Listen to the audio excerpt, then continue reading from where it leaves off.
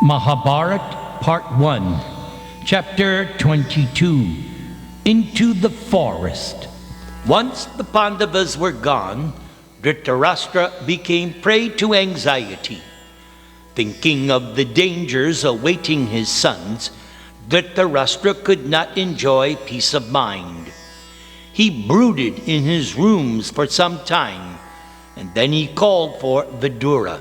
And when his brother arrived, the king timidly asked, "Oh, I desire to hear how Yudhishthir and his brothers left the city.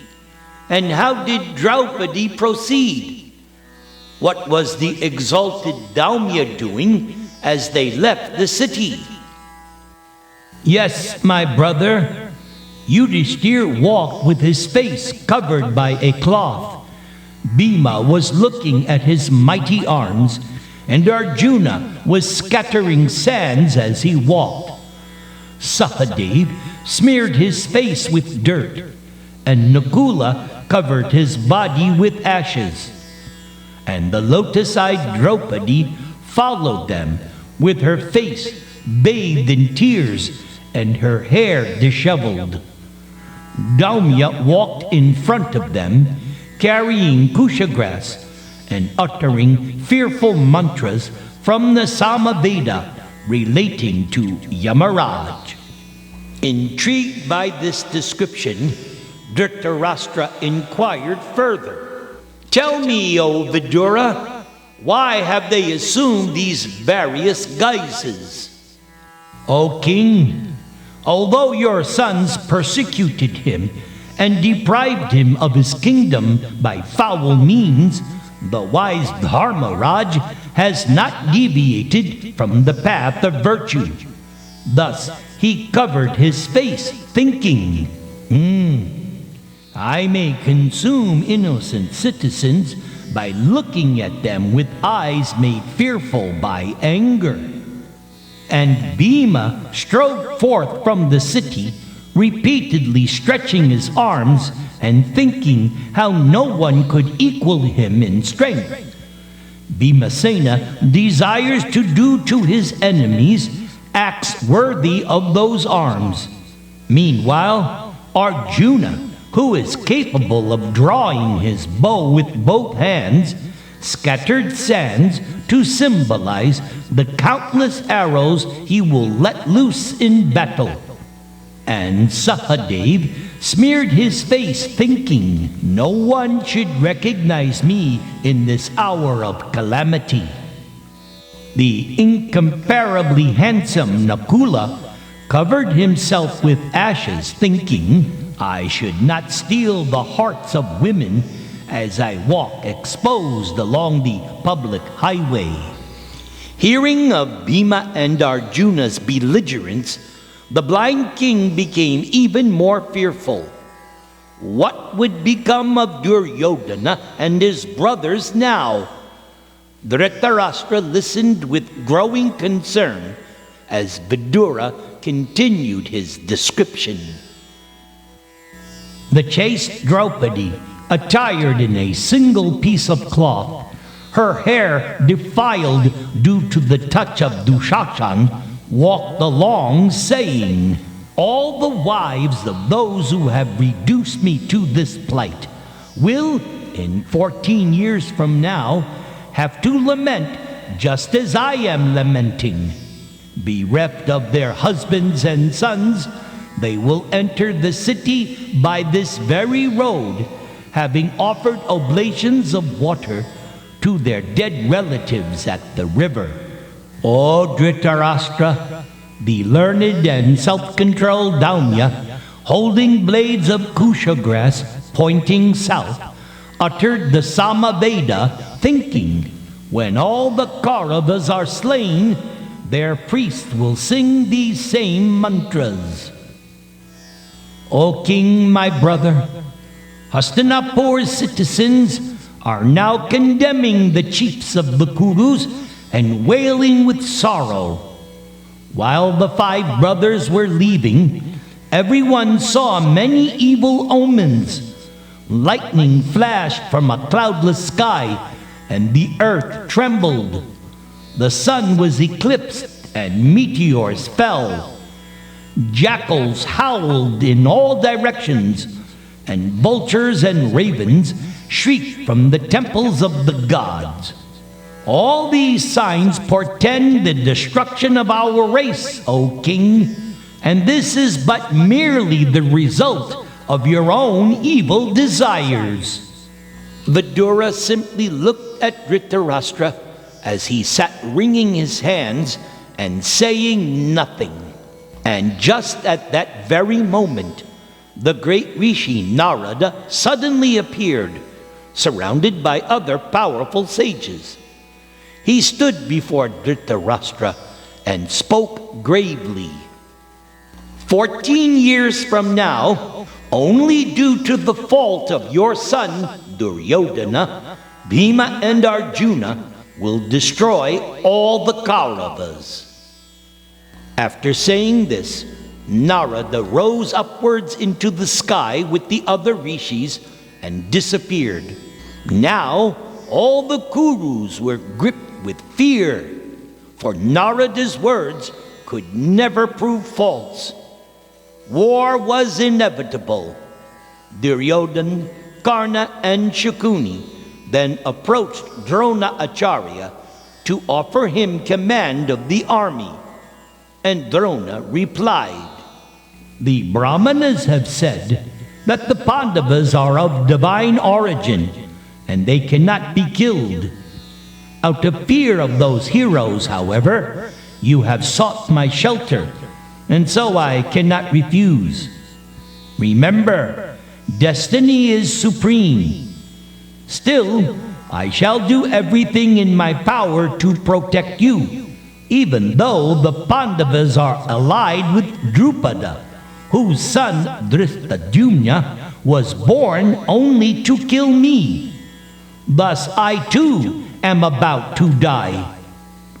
O Kurus, enjoy while you can. Offer sacrifice and give charity freely. For at the end of 14 years, calamity will overtake us all." Drona spoke within the hearing of Dhritarashtra. The old king found himself more and more anxious as he thought of the injustice for which he had been responsible. Oh, now my son has everything he wanted, but how long can it last? Enmity with the Pandavas is dangerous even for the gods. Dhritarashtra's thoughts then went back to the day Duryodhana was born. Oh, why did I not listen to the advice of Vidura? From that very day, my affection for my son has overpowered all my judgment and reasoning. Now I am about to face the consequences for my sentimental weakness. The king next called for his secretary Sanjay, who, although a charioteer and thus Shudra by birth, still Sanjaya was the disciple of Vyasadeva and his own dear friend. Sanjaya had often been able to console Dhritarashtra with his keen wisdom. So when he arrived, Sanjaya saw the king sitting with his head bowed, sighing repeatedly. And with a wry smile, Sanjaya said, O king, you have now obtained the whole earth and all of its wealth. Why then do you grieve? All of us lament because we will have to meet in battle those foremost of fighters, the Pandavas. O king, I speak to you frankly. This is your own fault, for you have created a hostility which will destroy the entire world. Although Bhishma, Drona, and Vidura condemned Duryodhana's behavior, still your wicked son had the beloved and virtuous Draupadi dragged into the assembly hall and cruelly insulted. Why did you not check him? Yes, Surely the gods deprive that man of his reason, to whom they have ordained defeat and disgrace. Such a man sees everything in a strange light. When destruction is at hand, one's mind is polluted by sin, and evil then appears as good. That which is improper appears proper, while that which is proper appears otherwise. Sitting alone with his secretary, Dhritarashtra listened sorrowfully to the words of Sanjaya, which he knew were moral and true. The king held his head as Sanjaya continued. By dragging the chaste and ascetic Panchali into the hall, the Kauravas, wretches that they are, have brought upon themselves wholesale destruction.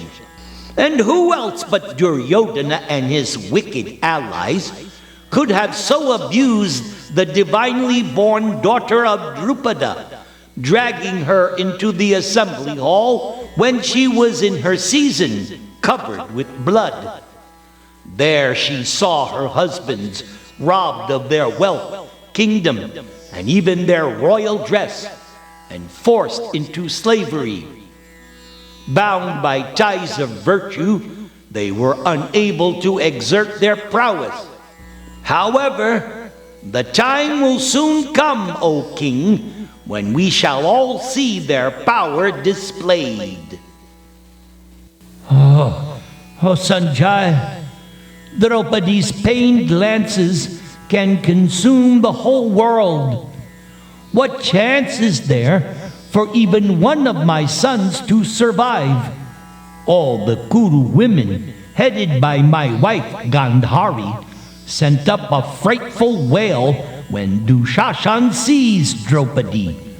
Why, even now they weep, along with all of my subjects. Enraged at Draupadi's persecution, the Brahmanas refused to perform their fire sacrifices. Everywhere we see fearful omens throughout the kingdom. Why, it seems our destruction is near at hand.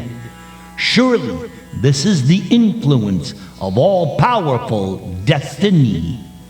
And so, after speaking in this way for some time, King Dhritarashtra dismissed Sanjaya and sat alone in his chamber throughout the whole night, the gambling match replaying in his mind again and again and again.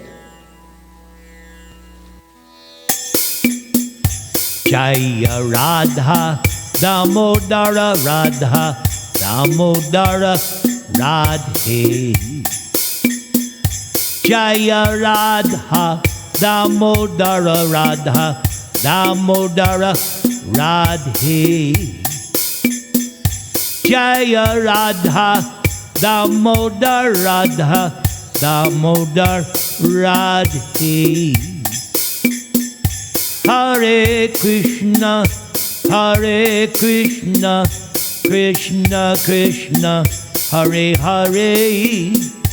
Hare Rama, Hare Rama, Rama Rama, Hare Hare.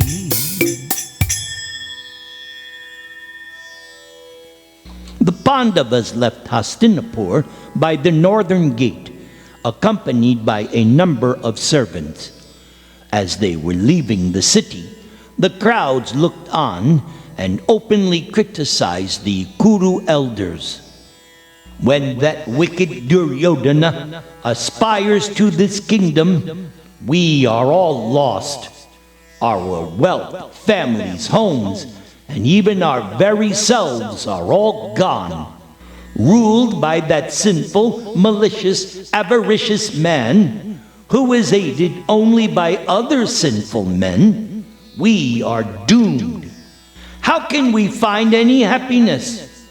Yes, let us follow those virtuous heroes, the Pandavas, to the forest. A few citizens approached Yudhishthir. Where will you go, leaving us behind? We are very distressed to learn of your defeat by deceitful means. Take us with you, for we do not wish to meet with destruction by living in this kingdom ruled by a sinful monarch. For by such association, we will become polluted by sin, whereas by associating with you, we will all be uplifted to the highest level of virtue. Oh, indeed we are blessed, as you, along with the Brahmanas at your head, give us credit with merits that we do not possess.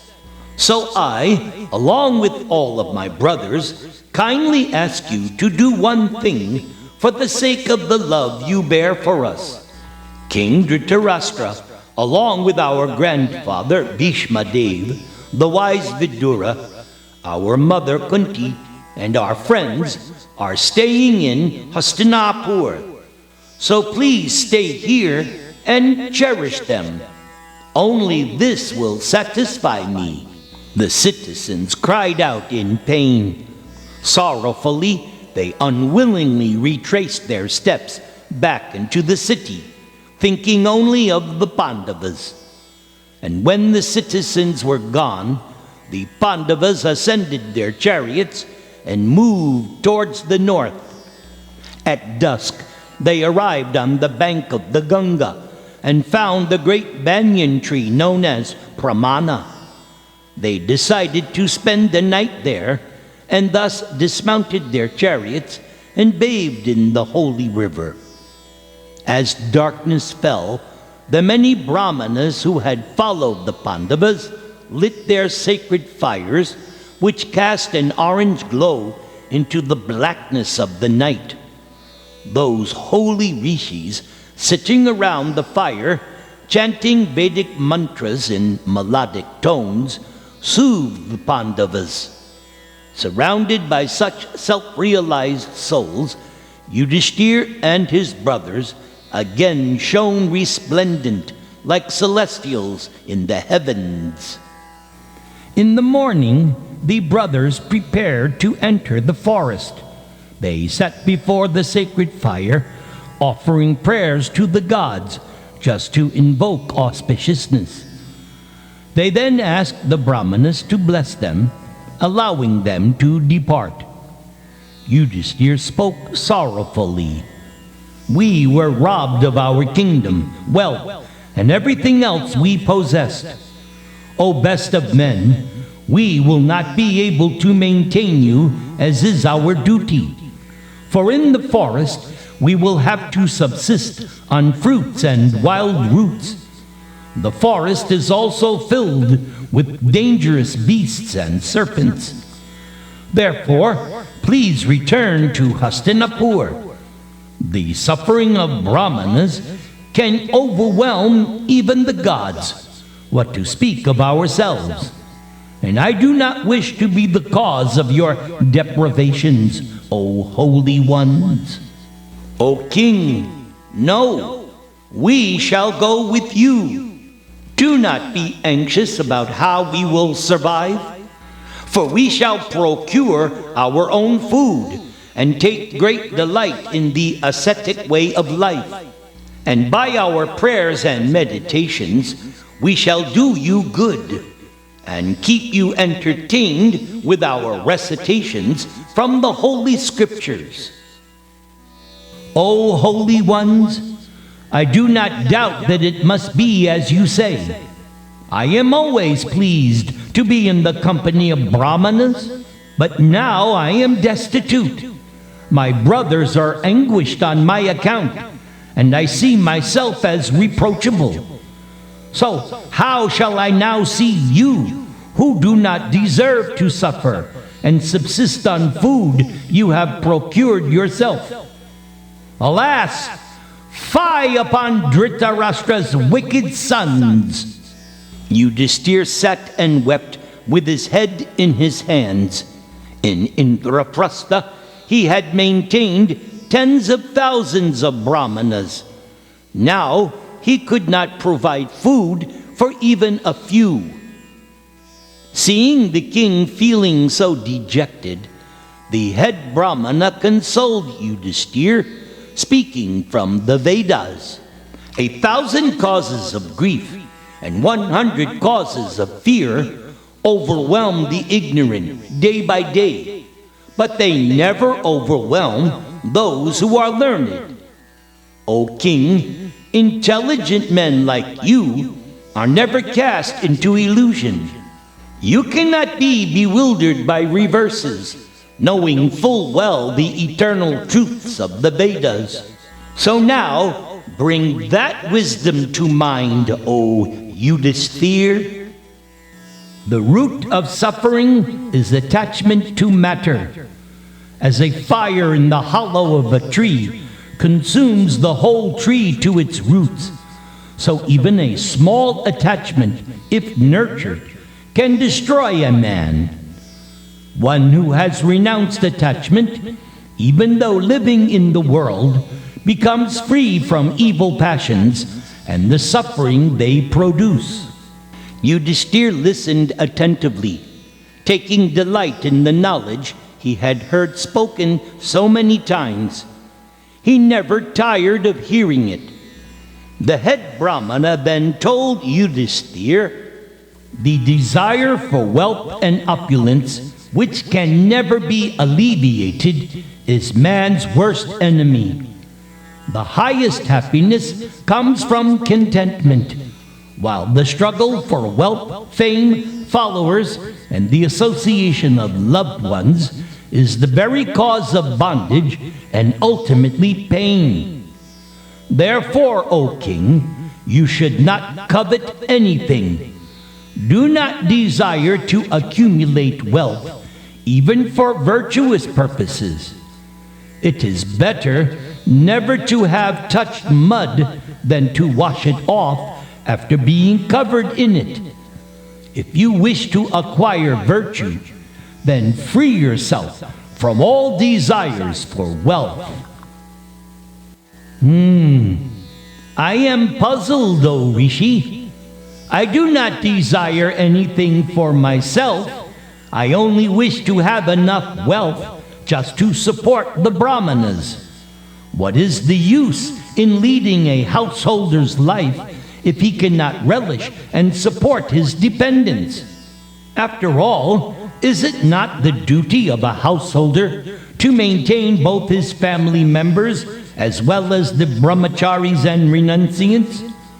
So too, a householder should welcome guests and travelers. This is said to be the path to religious merit. So tell me, what is your opinion, O learned Brahmana?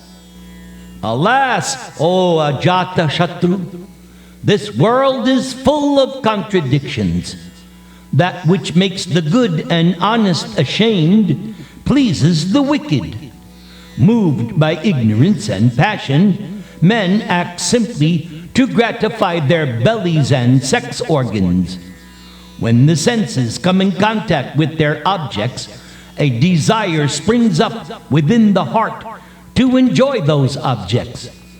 Blinded by desire, men become absorbed in following the dictates of the senses, which they mistake for real happiness. Even pious men may be overpowered by desires when associating with the world and its enjoyable objects. You have already achieved success in your householder life. So now, without attachment or material desire, you should concentrate on the practice of yoga and austerity in order to attain full spiritual success. And by your spiritual power, you will then be able to support the Brahmanas. Yudhisthira thanked the rishi for his instructions, which he said he would follow. Then, still desiring to find the means by which he could maintain those ascetics who wished to accompany him into the forest, the king asked for the advice of Daumya. O great sage, I cannot abandon the Brahmanas, but at the same time, I have no power to provide for them. What should I do? Daumya reflected on Yudhishthir's question for some minutes. Then he replied, Long, long ago, all created beings were afflicted by hunger. Thereupon, Suryadev took compassion upon them. Drawing up water with his rays, he stayed over the earth. Then the moon, by his cooling powers, converted the resultant vapors into clouds. Then rain fell, and by the combination of sun and rain, food was brought forth from the earth. Thus, all beings are actually supported by the sun. So take shelter of the sun god, O king, and you will be able to fulfill your purposes. The great kings of the past had all protected and delivered their subjects by virtue of their own ascetic meditation and vows. Yudhishthir could immediately understand. In order to secure the means to support the Brahmanas, he should worship the sun god with an ascetic vow. Thus, Yudhishthir asked Daumya what means he should follow. Daumya instructed Yudhishthir in the 108 names of the sun god, as well as the Vedic prayers he should recite. Then Yudhishthir entered the Ganga. He stood facing the sun and offered numerous prayers to the worship of its deity. He took neither food nor water for several days and controlled his breathing through the process of pranayama. Renouncing sleep, the king continuously praised the sun god from the waters of the Ganga. 3 days later, the blazing sun god himself appeared before Yudhishthir and spoke to him. I am pleased with your prayers and austerities, O king, so you shall get all that you desire. I shall provide you with food for all the years of your exile in the forest. Suryadev then gave Yudhishthir a large copper plate with the following instruction. When Panchali has cooked a meal, she should place the food on this dish. That food will then be inexhaustible in quantity until the time when Draupadi herself eats. In this way, you can thus feed any number of men from this plate, O king. As Suryadev rose into the sky to leave, he added, O king, you will regain your kingdom 14 years from now. Yudhishthir then came out of the river with the plate and took hold of Daumya's feet in worship. With great happiness, he embraced his brothers and then handed the mystical plate to Draupadi. Immediately, she cooked a meal and placed it upon the dish. After offering the food to God with appropriate prayers, she served the Brahmanas.